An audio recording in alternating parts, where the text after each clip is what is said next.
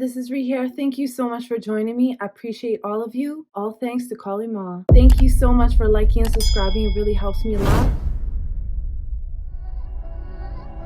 Don't forget to check out my website, paradoxastrology.com. Book your consultation today.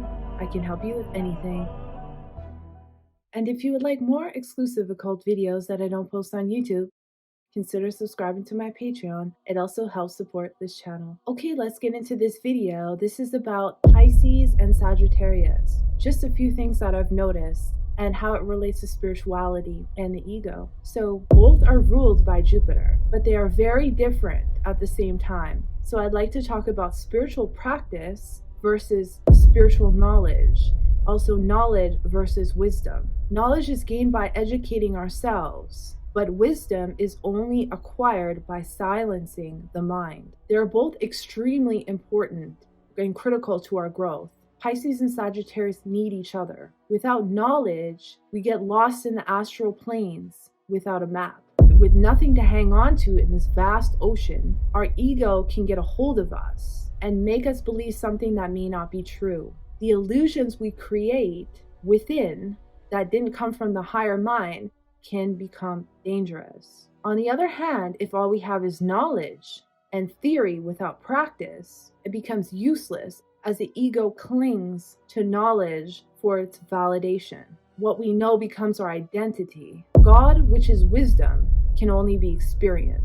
It is not something that we read about. The knowledge must be put into practice. This is why both are required. A man who knows the scriptures inside and out knows how to read. It doesn't mean that he knows God. A man who only meditates knows God, but lacks the knowledge of what to do with this power. A monk, a yogi, a siddha is trained in both.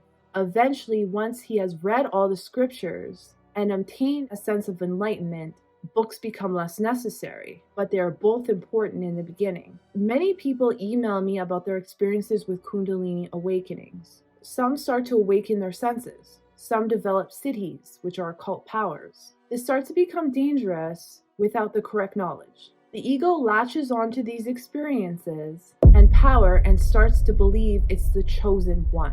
It starts to believe it's special because of this. The ego starts to inflate, and now these powers are used to boost itself instead of serving the world. These powers are innate within all of us. They are to be ignored so that the ego does not latch onto them. There are many phases of Kundalini awakening, and this is why knowledge is needed to know which stage that you are in. The knowledge is also required to understand that these powers do not mean that you're enlightened. Moksha is a completely different thing.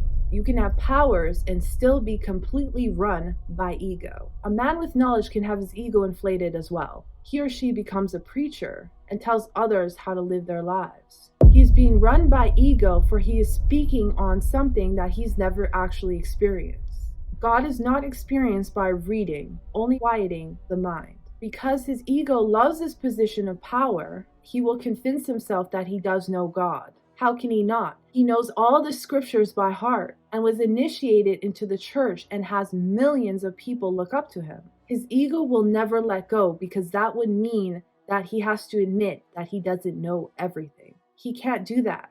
His false persona was built on knowledge. So you see how important both of these zodiac signs are. They both have abilities to grasp knowledge and wisdom, but the key to doing so is balance. Both are necessary, but should always be used with humility and grace. I thank you so much for watching. I appreciate all of you, and I'll see you in the next one.